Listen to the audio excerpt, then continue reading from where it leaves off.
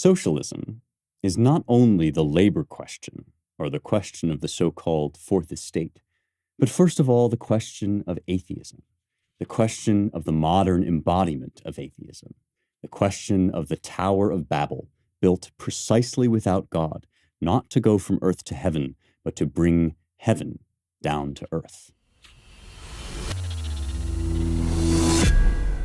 It is 2022, and we do not need to be buying from people who hate us anymore. That is why Gold River Trading Company is a great place to get your tea. If you already love tea, or if you don't yet, but you would like to, and I do endorse tea just generally as a drink, there is nowhere better to go than Gold River Trading Company. They are not one of these gigantic woke corporations that will take your money and then funnel it toward all of these ridiculous, racial essentialist causes or LGBTQIA++ star Borg causes. They love America. You can tell from their branding. They have the 1776 breakfast blend and all these great, American themed brands, but they do live that out. They walk the walk as well as talking the talk. So you can trust them on that level as well. When you go to goldrivercode.com, you can save 15% off all orders using the discount code Heretics. That's goldrivercode.com, and then use the discount code Heretics, which is just for my listeners, to save 15% on all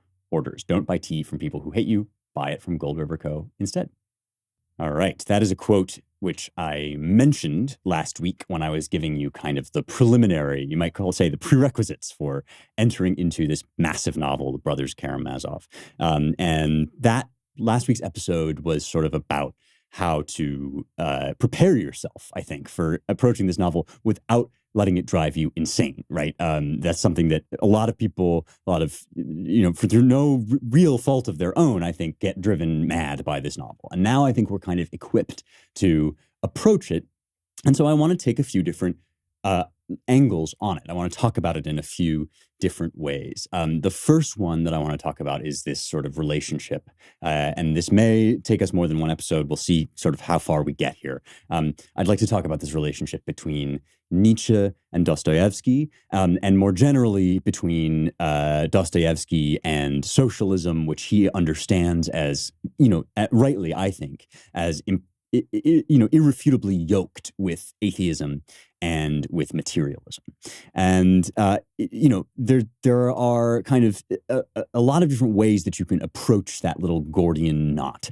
But maybe the first and best way is to read what Nietzsche himself wrote about Dostoyevsky.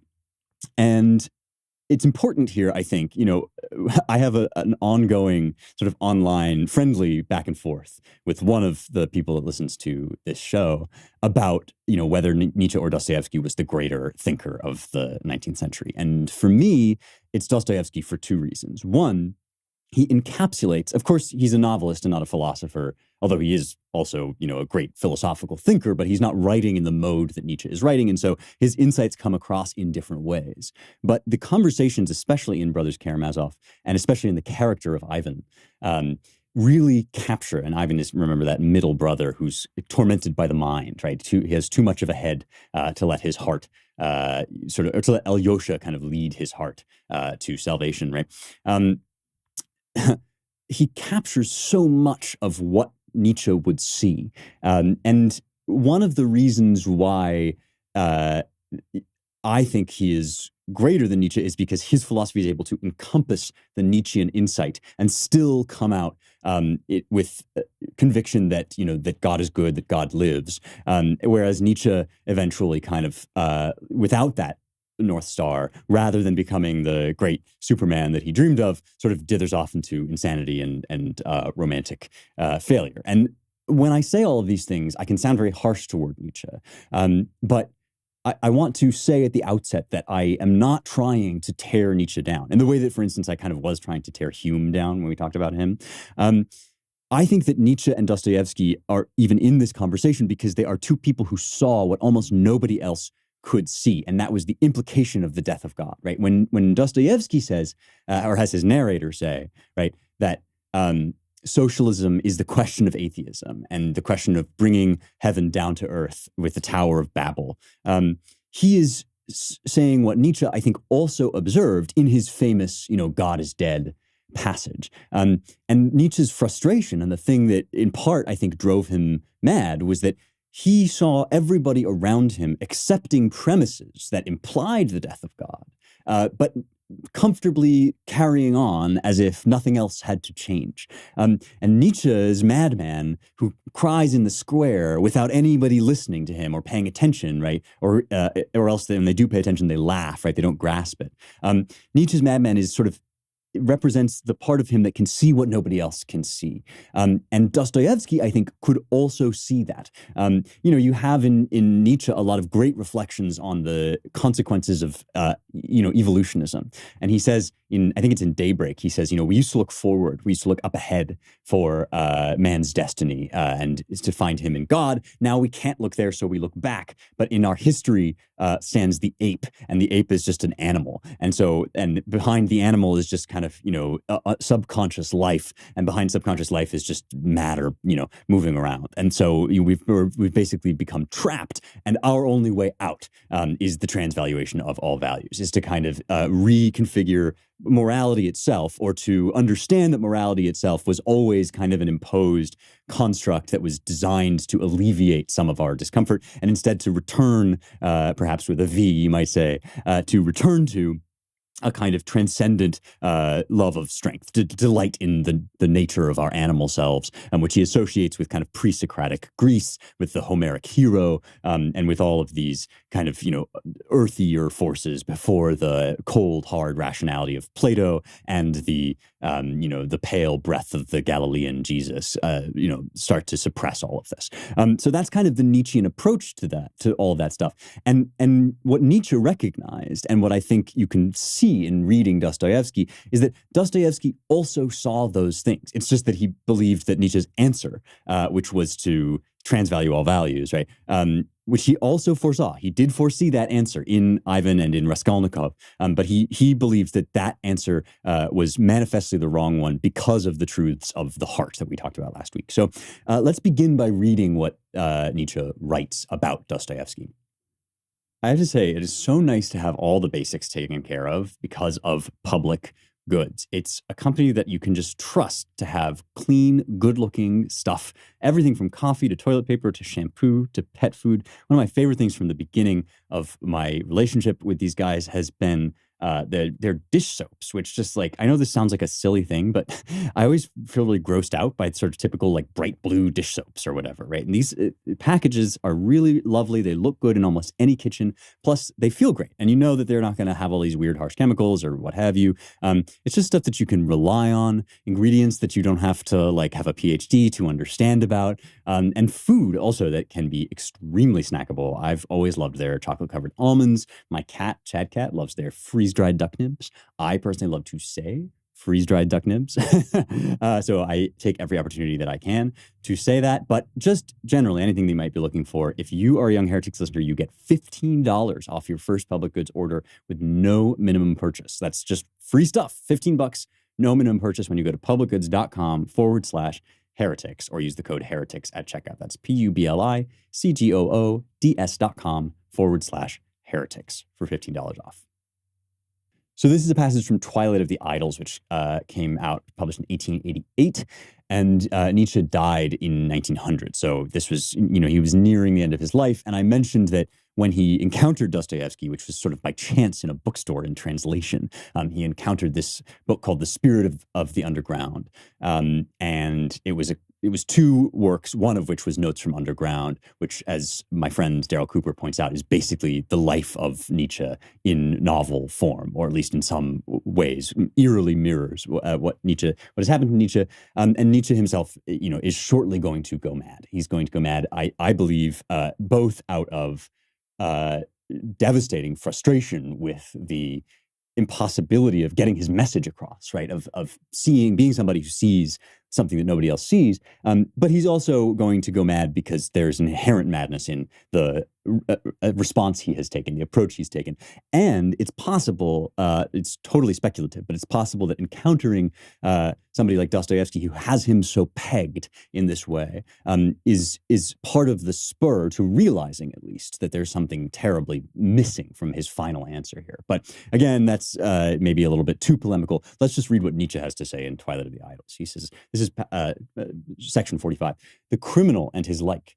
The criminal type is the type of the strong man amid unfavorable conditions, the strong man made sick. He lacks the wild and savage state, a form of nature and existence which is freer and more dangerous, in which everything that constitutes the shield and the sword in the instinct of the strong man takes place by right. Society puts a ban upon his virtues. The most spirited instincts inherent in him immediately become involved with the depressing passions, with suspicion, fear, and dishonor. But this is almost the recipe for physiological degeneration. When a man has to do that which he is best suited to do, which he is most fond of doing, not only clandestinely, but also with long suspense, caution, and ruse, he becomes anemic. And inasmuch as he is always having to pay for his instincts in the form of danger, persecution, and fatalities, even his feelings begin to turn against these instincts. He begins to regard them as fatal. It is society, our tame, mediocre, castrated society, in which an untutored son of nature who comes to us from his mountains or from his adventures at sea must necessarily degenerate into a criminal, or almost necessarily, for there are cases in which such a man shows himself to be stronger than society. The Corsican Napoleon is the most celebrated case of this. Concerning the problem before us, Dostoyevsky's testimony is of importance. Dostoyevsky, who, incidentally, was the only psychologist from whom I had anything to learn. He belongs to the happiest windfalls of my life, happier even than the discovery of Stendhal, as a French novelist. This profound man, who was right 10 times over in esteeming the superficial Germans low, found the Siberian convicts, among whom he lived for many years, those thoroughly hopeless criminals for whom no road back to society stood open, very different from what even he had expected. That is to say, carved from about the best, hardest, and most valuable material that grows on Russian soil. Let us generalize the case of the criminal. Let us imagine creatures who, for some reason or other, fail to meet with public approval, who know that they are regarded neither as beneficent nor useful, the feeling of the Chandala, who are aware that they are not looked upon as equal, but prescribed, unworthy, polluted. The thoughts and actions of all such natures are tainted with a subterranean moldiness. Everything in them is of a paler hue than in those on whose existence the sun shines. But almost all those creatures whom nowadays we honor and respect formerly lived in this semi-sepulchral atmosphere. The man of science, the artist, the genius, the free spirit, the actor, the businessman, and the great explorer. As long as the priest represented the highest type of man, every valuable kind of man was depreciated. Okay, one of the things that Nietzsche shares with Dostoevsky is that he's a marvelous writer. And this is something I think, like Plato, he really gets an advantage out of this for his philosophy, because Plato and Nietzsche are two philosophers, unlike many other philosophers, that you can actually just read for fun. So let's think here about what Nietzsche is saying, about what Dostoevsky is saying about the Siberian criminals whom he encountered. We talked about last week how in Siberian exile, he found that the criminals were very different, as Nietzsche said, from what he expected.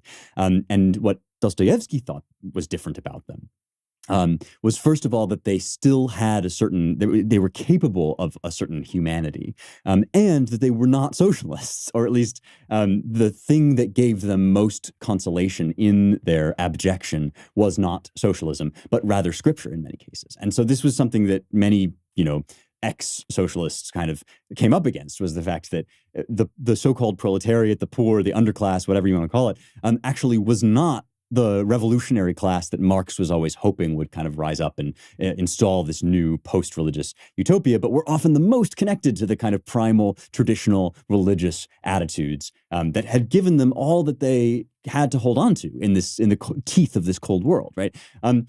That's what Dostoevsky kind of comes to realize in Siberia.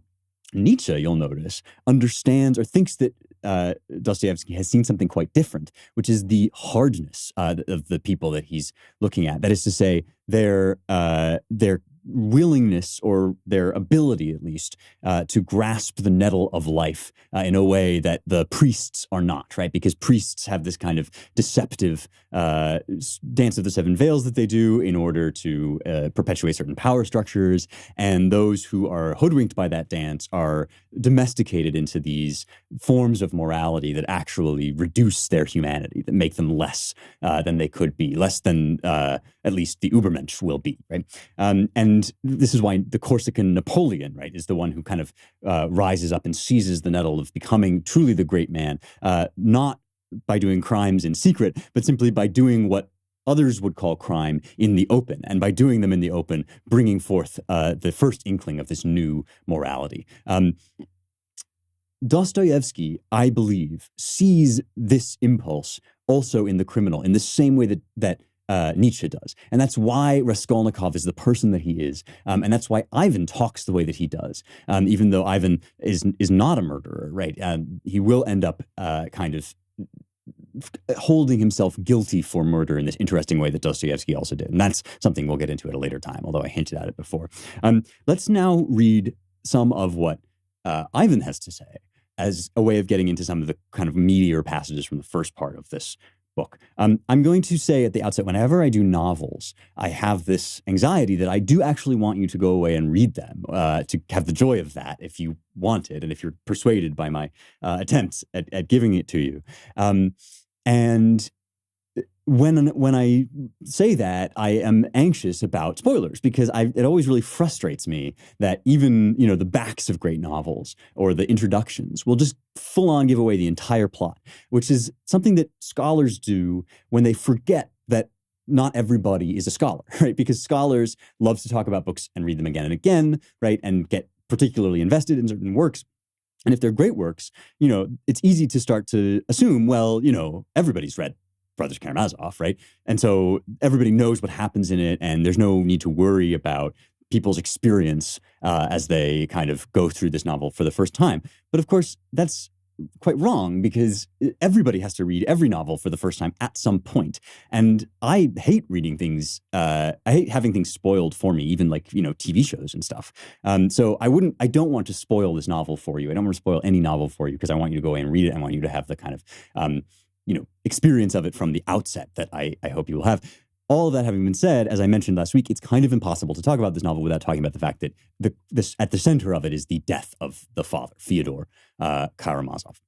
Pavlovich Karamazov, as we talked about last week, because Pavlovich, remember, his dad is the name Pavlov. So I tell you this, as I said last week, with a spoiler alert to it, but also acknowledging that that's not really, that is, it's a spoiler, but it's also kind of a premise of the novel more than it is a real kind of surprise event in the novel. The surprises come with how that death plays out, and how the kind of aftermath of it is reckoned with. So I'm going to try to leave it at that when it comes to the plot. And in some ways, it's kind of easy to do that because, as I discussed last week, again, like, this is a very big and sprawling novel, and the first half of it is actually not concerned with that death at all, and instead has to do with sort of the interplay between these three brothers who haven't really known each other growing up, or haven't been raised in one family, let's say, who are coming together around this kind of squalid struggle between Dmitri, the oldest brother, or Mitya Fyodorovich Karamazov, and the father, who are fighting, squabbling over a woman who's usually just called Grushenka, although she too has one of these interminable Russian names. So that's kind of the setup that we're dealing with here. And the other person to know about, besides the brothers whom I introduced last week, is the father Zosima, who is an elder at the monastery where Alyosha has entered as a novice. So Alyosha is planning to become a monk, although that is going to be derailed very early in the novel. And Zosima is this kind of saintly figure who's on his deathbed, or near death's door, when the father and the son kind of come to him for adjudication, come to him for some sort of arbitration of their squabble. And it's in this context that all the brothers sort of reacquaint one another with each other. And it's in that situation that Alyosha and Ivan lead up to this grand confrontation, which makes up, I think, the core of the first maybe it's the climax of the first quarter and the core of the first half of the novel, which then ends with the death of Zosima. Again, small spoiler, but not something that is unexpected from the first page. From the first page, these things are expected. So I hope that I'm not spoiling too much. Let me read to you something that Ivan is reported to say, and then we will get into the Grand Inquisitor and the kind of archetypal conflict between this proto-Nietzschean figure and his brother Alyosha, the sort of saintly being. One other biographical note to be aware of is that Dostoyevsky, after many unlucky love affairs, married and had a son, and that son, Alyosha, died at the age of 3. And so the fact that Alexei or Alyosha is sort of invested with all of these almost saintly qualities is probably a tribute in some capacity. There are other parts of this novel that relate to that event, but this is one of them. So you've got this kind of saintly figure in Alyosha, and you've got this tortured but brilliant Ivan. And here is what we hear Ivan has said. The one other character that you have to know, this is a big novel, there's a lot of characters, but this guy, Rakitin, who is a seminary student alongside Alyosha and his friend, but also, they're frenemies. Like, Rakitin kind of despises Alyosha and is himself a bit of a literary rising star, going to end up becoming sort of almost a Belinsky or a Petrushevsky circle type figure. And so he says early on, talking to Alyosha about Ivan, he says, "Look what a riddle Ivan has set you." Rakitin shouted with obvious spite. He even lost countenance and his lips twisted. "And the riddle is a stupid one. There's nothing to solve. Use your head and you'll understand. His article is ridiculous and absurd. And did you hear his stupid theory just now? If there is no immortality of the soul, then there is no virtue. And therefore everything is permitted." And remember, by the way, how your brother Mitenka, there's another nickname for Dmitri, right? How your brother Mitenka shouted, "I'll remember." An attempting theory for scoundrels. I'm being abusive, which is foolish. Not for scoundrels, but for boasting schoolboys with unresolved depths of thought. He's just a show-off. And all it amounts to is, on the one hand, one can't help admitting, on the other hand, one can't help confessing. His whole theory is squalid. Mankind will find strength in itself to live for virtue, even without believing in the immortality of the soul. Find in it the love of liberty, equality, fraternity. Okay, so right off the bat, this is like a paragraph, and it's just brilliant. It's brilliant because of the scorn, first of all, with which the committed or the budding socialist regards an actually much higher intellect in Ivan, who has that Nietzschean insight that lesser intellects can't see, right? Ivan is tormented by the fact that if there is no God, and we will find soon that he can't believe or he can't grasp the nettle of traditional faith, right? If there is no God, then there is no immortal judgment. And what you can get away with is what you should do, right? This is the kind of Thrasimikian argument, or indeed even the Ring of Gyges that we get in the opening of the Republic, right? If there's no sort of consequence, and if there is no soul, then just do whatever you want, right? Just get the most that you can possibly get. You're living in nature. You are living in the material world of brute nature, which rewards the strong, right? Justice is nothing other than than the benefit of the stronger, as Thrasymachus argues, right? And as the Adeimantus and Glaucon will sort of begin to unpack, right? If there is no earthly consequence, that is, if you can be a Napoleon, right, and rise up and just take what you want, and if there is no spiritual consequence. And Ivan describes it in terms of the immortality of the soul, but it's really deeper than that. It's the existence of the soul altogether, right? Because the soul, which is also kind of expressed by Dostoevsky in that letter to his brother as the heart, right, is the thing that presents us with irrefutable evidence of the moral universe. That's what Raskolnikov comes up against when he commits his murder, right? He's argued his way into the utilitarian good of this murder, and yet he has been confronted face to face with the irrefutable exactitude, the actuality of this woman's soul, that he has just, that he's just killed her and she was a child of God, or, whatever twisted version of that he's coming to encounter, right? If that is an illusion, if that is a lie, and if there is no, God who created the soul, then that is kind of lost, right? That argument for being moral is kind of lost. And that's what Dostoevsky saw, right? And his response essentially was to seek a kind of morality or something, in place of morality that would look very radically different from the morality that's based on that conviction of the soul, that conviction of the moral truths that we encounter with the heart, right? He was looking for something other than that because he saw that morality, whatever else would exist, that morality couldn't cohere without God. That's what God is dead means. And that's what Ivan also sees. And Rakitin can't see it, right? Rakitin thinks we're just going to derive it from ourselves, right? Mankind will find strength in itself to live for virtue, even without believing in the immortality of the soul, finding it the love of liberty, equality, fraternity. These things are self-evident, right? The way that people talk about self-evidence now, as if things just drop out of the sky, right? These things are just, they're just common sense. And I've, of course, gone on and on about how that idea doesn't work. Nietzsche saw it doesn't work. Ivan sees that it doesn't work. And Dostoyevsky, in the part of him that sees, all of the objections that Ivan sees, was tormented for a long time before he recovered the heart truths that Alyosha expresses. So let's kind of approach now one step closer. I've got one other passage to read you, and then we'll get to the encounter between Alyosha and Ivan.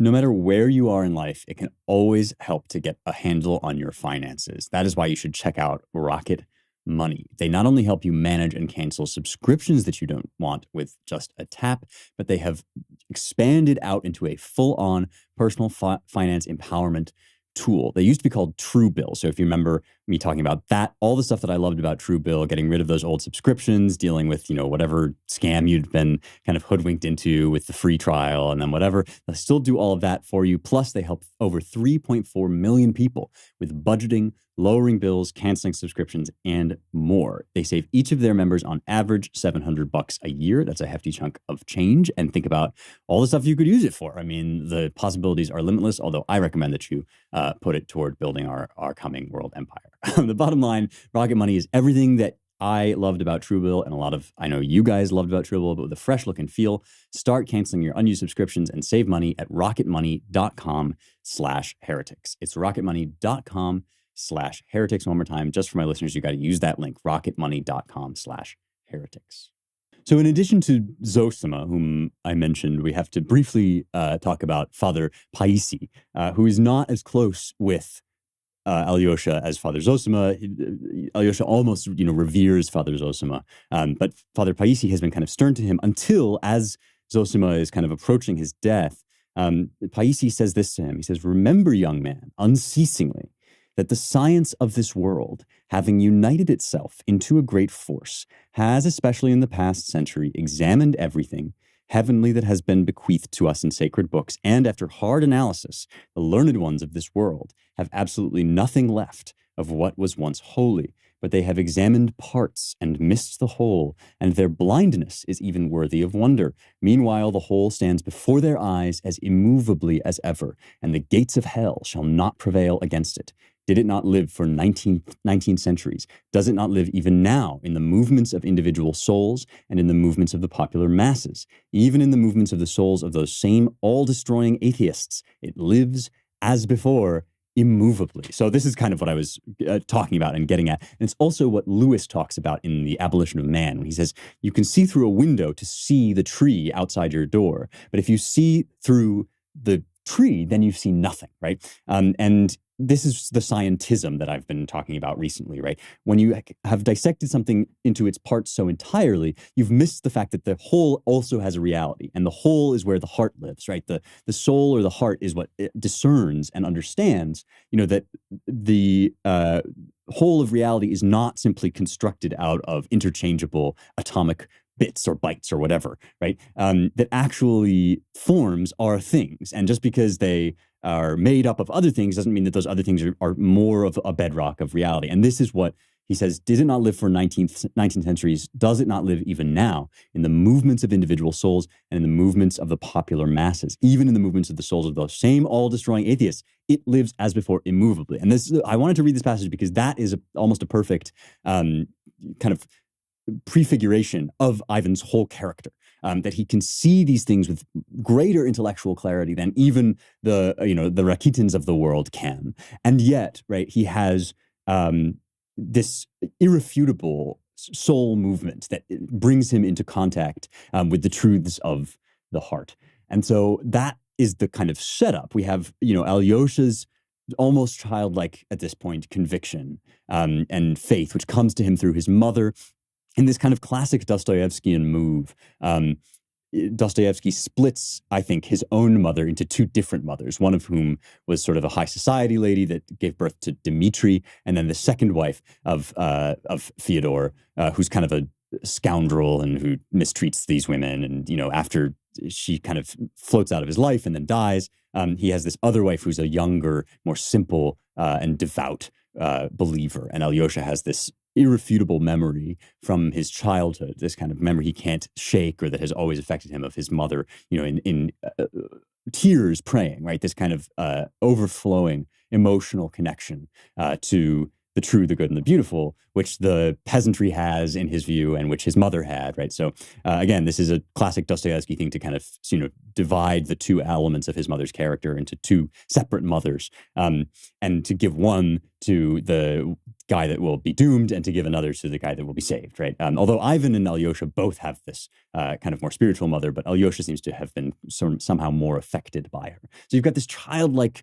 Alyosha, Alexei Karamazov, who everybody loves and who everybody admires for his honesty, which is sort of interesting. And then you have Ivan, who is just obviously brilliant. And even as he draws scorn, we see how brilliant he is in the scorn of lesser intellects, and who is now in their confrontation going to present him with this very famous set of concerns. We can't really get into all of this, but I want to read to you a few key passages. First of all, about why Ivan won't accept the redemption of sin.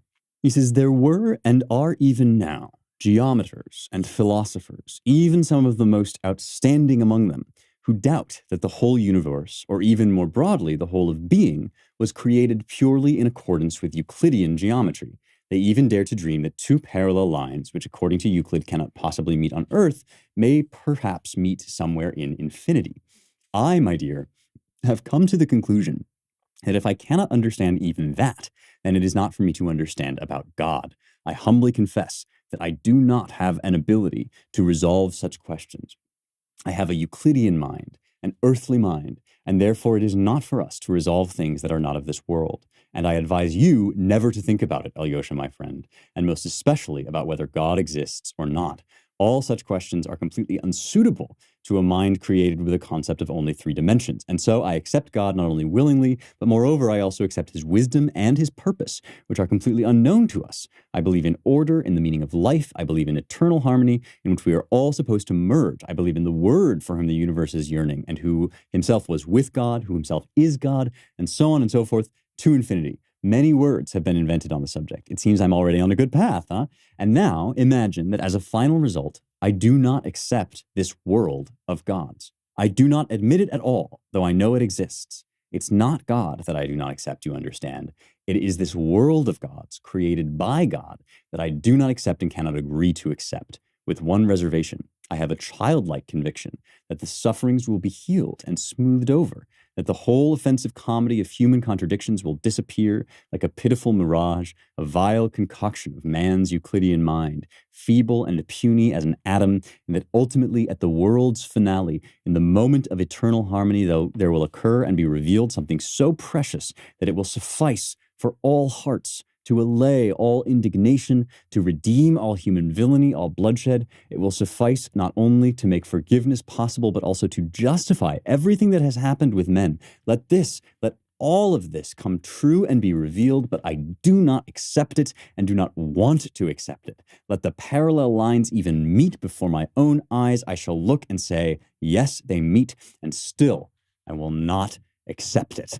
It is a marvelous speech because up until a certain point, he sounds a lot like some of the things that I've said to you sometimes on this podcast, right? Where I'm like, we have to conceive of the realities of infinity, if we conceive of them at all, right, as being inconceivable. And therefore, the only answer, the thing that, the concerns that Ivan is about to raise, the concerns of the suffering of children, right, the things that seem profoundly unjust according to our earthly logic, right, can't be answered according to any earthly logic, and therefore need a kind of infinite logic, a final logic, where, as Ivan says, parallel lines will meet. And since these things, it is possible for these things to be true, right? It's at least possible to believe, although we cannot conceive of the answer that Ivan is talking about.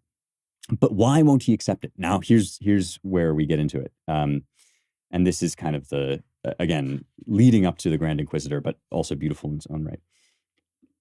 He says, "Oh, with my pathetic, earthly, Euclidean mind, I know only that there is suffering, that none are to blame, that all things follow simply and directly from one another, that everything flows and finds its level. But that is all just Euclidean gibberish. Of course I know that, and of course I cannot consent to live by it.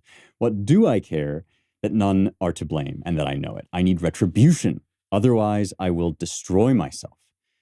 And retribution not somewhere in some time in infinity, but here and now on earth, so that I see it myself." Remember, bringing heaven down to earth, right? The babble of socialism. "I have believed and I want to see for myself. And if I am dead by that time, let them resurrect me, because it will be too unfair if it all takes place without me.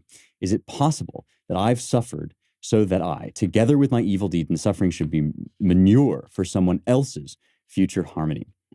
Okay, so this is, I'll give you one more passage from this, and then we will talk about sort of what it means and lead into, I think, what we'll end with, which is the Grand Inquisitor. We'll end with it for now. There's obviously much more to say, but okay. One more picture, just for curiosity, because it's so typical. And above all, I just read it in one of the collections of our old document, the Archive Antiquities, or somewhere. I'll have to check the reference. I even forget where I read it. "It was in the darkest days of serfdom, back at the beginning of the century, and long live the liberator of the people.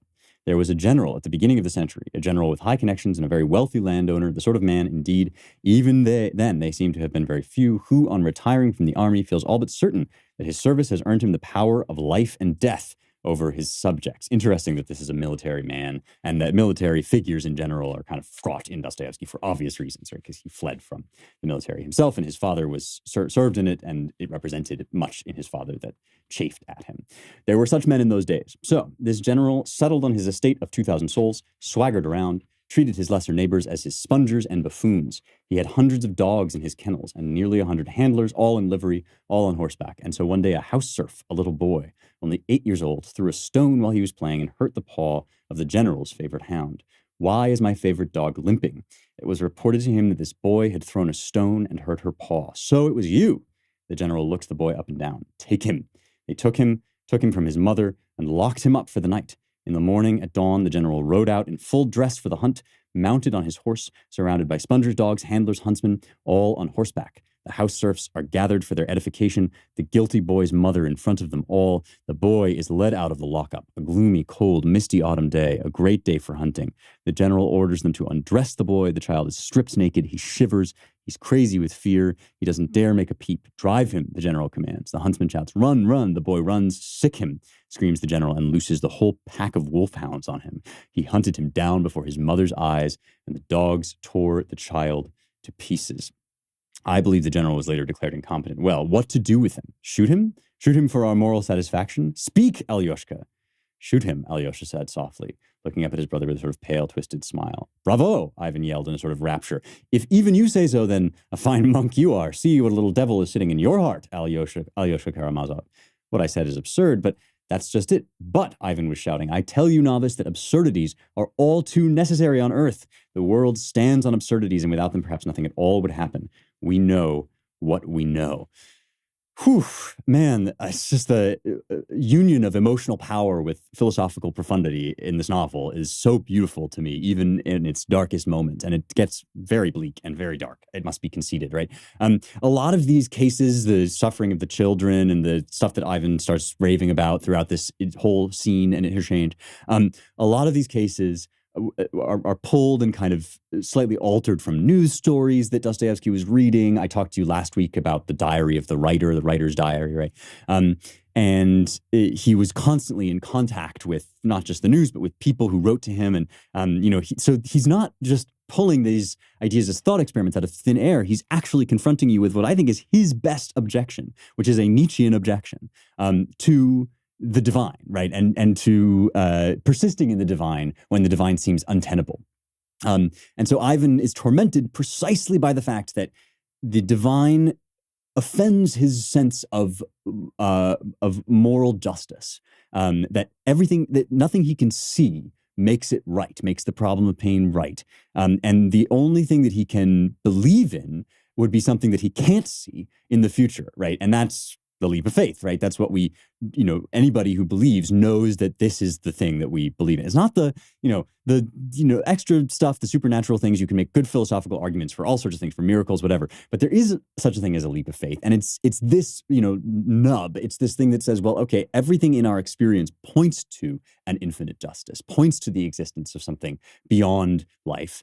Suggests that that's true. Can we believe? And Ivan can't believe, and he knows that if he can't believe, then everything is permitted. And that is what drives him insane, is the high brilliance of his mind in tension with the obvious truths of his heart. What is to be done about this? Well, we are not going to get into Dostoevsky's answer until next week, I don't think, because we still have to talk about the Grand Inquisitor. Now, this is, again, one of the most famous scenes in all of Dostoevsky's writing, probably in all of literature more generally, certainly in all of Russian literature. I've actually read from it a little bit before, so I'm going to just sort of summarize it because I can't read the whole thing. We don't have time to read the whole thing. But let me kind of try to lay out for you why this is something that Ivan feels compelled to add on before we get to the death of Zosima and kind of the response that Dostoevsky levies. So it's a story that he tells about a poem that he's written.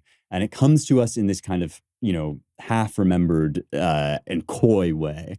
But the story is that during the Spanish Inquisition, right, which nobody expects, the Grand Inquisitor is confronted with the return of Christ. And it's not the second coming where he will come in glory and will, strike down the sinners and so forth. It's just a kind of visit to give comfort and to give attention to the poor sinners and to the people that he came to save.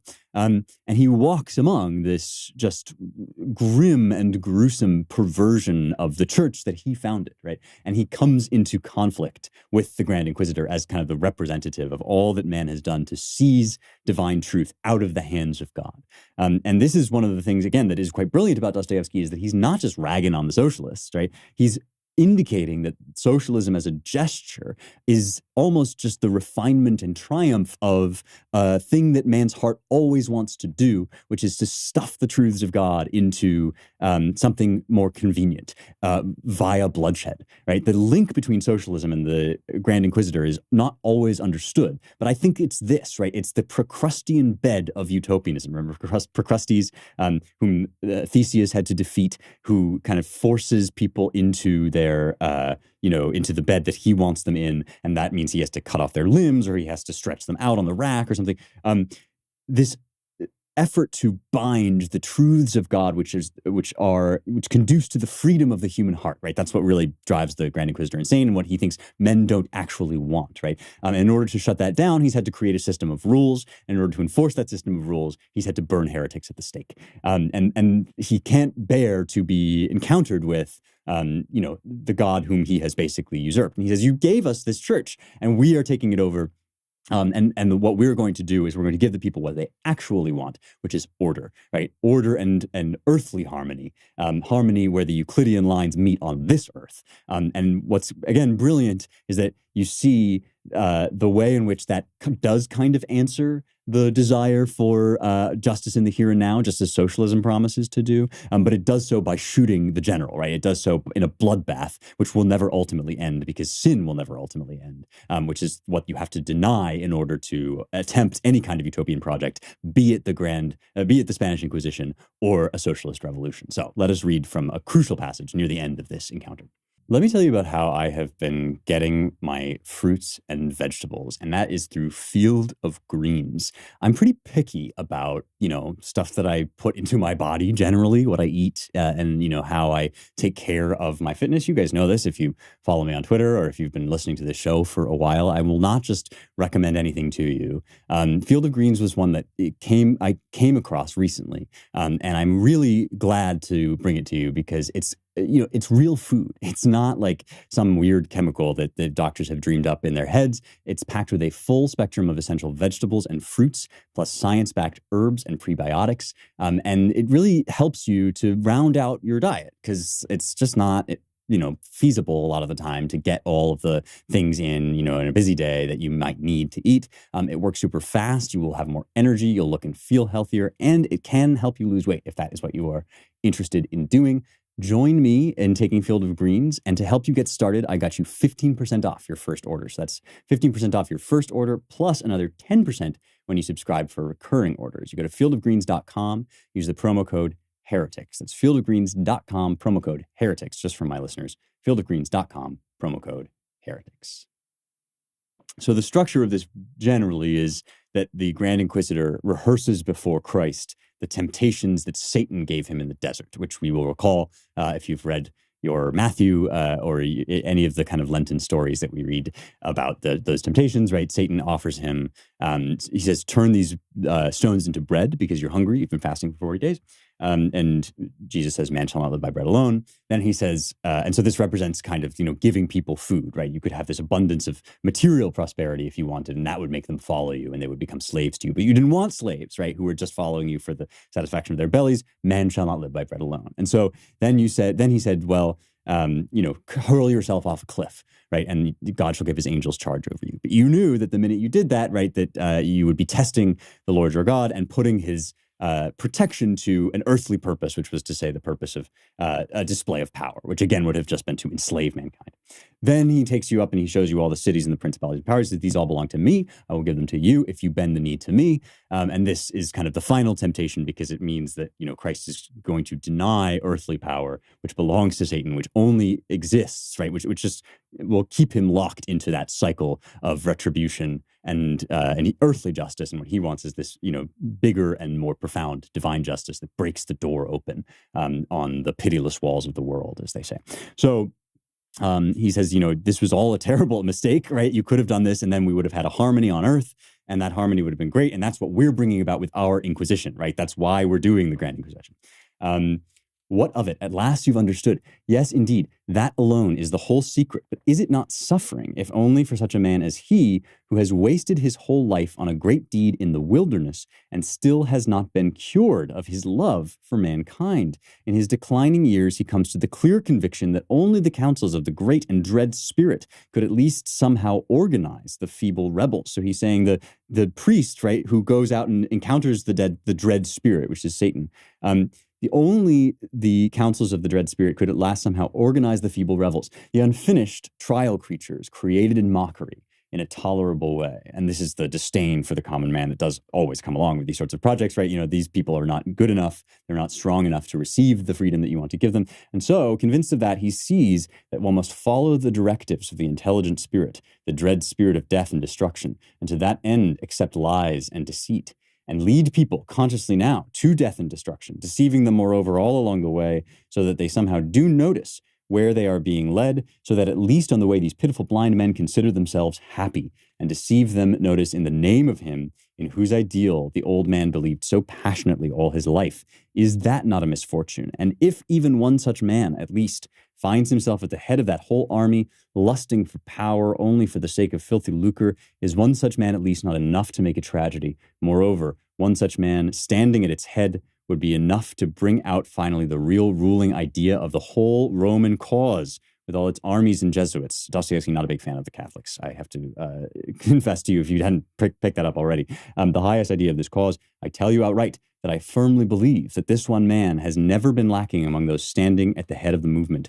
Who knows, perhaps such ones have even been found among the Roman pontiffs.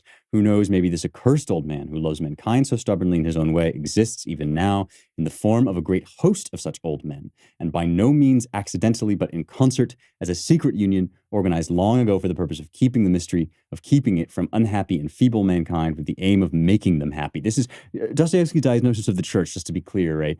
He does have a kind of, anti-Catholic, you would just call it kind of a I think he sees in the Catholic Church a lot of the corruption to which the church generally is susceptible. Let's put it that way. Because in fact, also in the Orthodox Church, he sees a lot of the same kind of corruption. And Father Zosima, whom we'll get to next week, is sort of the answer to this corruption. But anyway, he exists even now in the form of a great host of such old men, by no means accidentally, but in concert as a secret union organized long ago for the purpose of keeping the mystery. So we kind of go on with this for a bit, and then Ivan says, I was going to end it like this. When the Inquisitor fell silent, he waited some time for his prisoner to reply. His silence weighed on him. He had seen how the captive listened to him all the while, intently and calmly, looking him straight in the eye and apparently not wishing to contradict anything. The old man would have liked him to say something, even something bitter, terrible, but suddenly he approaches the old man in silence and gently kisses him on his bloodless 90-year-old lips. That is the whole answer. The old man shudders. Something stirs at the corners of his mouth. He walks to the door, opens it, and says to him, go, and do not come again. Do not come at all. Never, never. And he lets him out into the dark squares of the city. The prisoner goes away. And the old man, the kiss burns in his heart, but the old man holds to his former idea. The kiss burns in his heart, but the old man holds to his former idea. That kiss is going to be the crux of the matter, because the next thing that will happen near the end of this encounter is that Alyosha himself will get up and kiss Ivan on the lips on his way out. And so Alyosha obviously represents the conviction, right, that despite all the truth that Ivan can see, there is something that is missing. And what is missing is the question, right? And I've been suggesting to you for a while that what is missing is the truths of the heart, right? That the thing that will ultimately, that Ivan ultimately will not escape is the fact that he's, the things that he can argue himself into are worthless in the face of his of the reality of his moral objections and of his guilt, his sense of guilt of all for all. There's going to be this kind of argument throughout that all people are guilty for in front of everyone for everything, and that is kind of paradoxically sounds like a really depressing idea, but it's going to turn out to be kind of the answer to the problem of pain objection. But we'll get to that next week. Let me just read to you the ending of this encounter, and then we will wrap up for now. So Ivan says, I'm going to drown in depravity. He says, but only until my 30th year, maybe I'll escape it. And then how will you escape it, says Alyosha? By means of what? With your thoughts, it's impossible. With your thoughts, it's impossible. With the heart, no. Again, in Karamazov fashion, you mean everything is permitted? Everything is permitted. Is that right? Is it? Ivan frowned and suddenly somehow turned strangely pale. Ah, you caught that little remark yesterday, which offended Musov so much. And that brother Dmitri so naively popped up and rephrased. He grinned crookedly. Yes, perhaps everything is permitted, since the word has already been spoken. I do not renounce it, and Mitenka's version is not so bad. Alyosha was looking at him silently. I thought, brother, that when I left here, I'd have you at least in all the world. Ivan suddenly spoke with unexpected feeling. But now I see that in your heart, too, there is no room for me. My dear hermit, the formula, everything is permitted, I will not renounce. And what then? Will you renounce me for that? Will you? Alyosha stood up, went over to him in silence, and gently kissed him on the lips. Literary theft, Ivan cried, suddenly going into some kind of rapture. You stole that from my poem. Thank you, however. Get up, Alyosha. Let's go. It's time we both did. All right, we're going to leave it there on a bit of a cliffhanger, because this is the part, if you've read anything or if you've heard anything quoted from this book, it's probably from this encounter, or else from the scene much later in which Ivan goes mad. But the part that we don't yet encounter is the part that don't often encounter is the part that we're going to get to next week. And that is the sort of story of Zosima's life, at which my friend on Twitter threw the book across the room. And understandably, because it feels like a digression, unless you understand that this is the whole crux of the first half of the novel. And that is why, Zosima's life is going to serve effectively as the climax. Let me make a little plug here. If you have been interested in this Nietzsche and Dostoyevsky stuff, and if you've been interested in the kind of without God, everything is permitted stuff, this is the opening sort of gambit of my book and runs through the whole book, which is called How to Save the West, and which you can get online wherever you get your books. There is also a link available, which I have tweeted out, where you can get signed copies, which is particularly fun if you're interested in such a thing. And I really do think that you will enjoy this book. It kind of brings a lot of the stuff that we talk about on this show and that I will be talking about next year with Daily Wire Plus, brings a lot of it to bear on the modern day and the struggles that we're up against in today's America. So I hope you'll check that out, How to Save the West, wherever you get your books, wherever fine books are sold, and you can get a signed copy by going to the link in my Twitter bio. But for now, let's take a mailbag question. Mailbag questions come to me on Locals. Local VIPs get to do weekly live streams and also to be in the mailbag. So here's my buddy Griff. He says, maybe this would make a good Valentine's Day episode, but our culture is basically devoid of wisdom. And when it tries to make brilliant points at the pinnacle of its art, it ends up saying nonsense like, believe in yourself, be yourself, you are enough, etc., etc. As the treasure of the wisdom of past ages, what is the wisest relationship advice you know of? Bonus points that can be applied to a single guy looking for love. Basically everything that you've just quoted as a kind of pat relationship idea from modern wisdom, I believe almost the opposite, right? I do think you should be yourself, but I don't think that yourself is the thing that they mean when they say be yourself. When they say be yourself, they mean just like, just kind of be spontaneous, be authentic, right? That's nonsense, right? You are not enough, and not in your raw form. Nobody's enough in his raw form. And as Jordan Peterson says, I think, right? Like, thank God you are more capable of more than what you currently are. I mean, what a terrible thing to say to somebody, like, you are enough, right?